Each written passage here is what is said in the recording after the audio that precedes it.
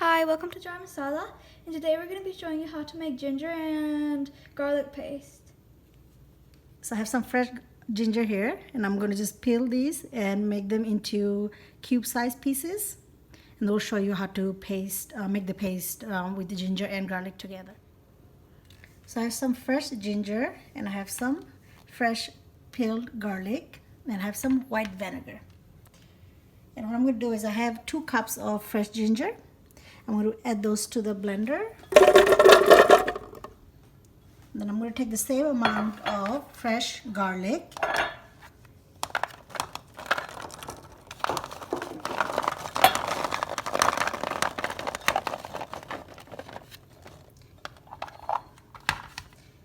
I'm going to add it to the blender. Then I'm just going to add the white vinegar.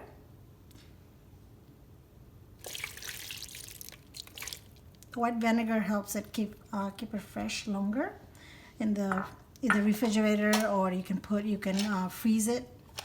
Then I'm going to go ahead and blend this to a paste. So a ginger paste is done. Ginger and garlic paste. You can see right here. And I usually keep the jars that you get sauce and things. And you just keep these, and you can put the ginger and the garlic paste in here, and then you can keep this in the regular refrigerator. I usually keep it for at least 30 days, and then or you can put it in the freezer and just bring it out and thaw it before you need to use it.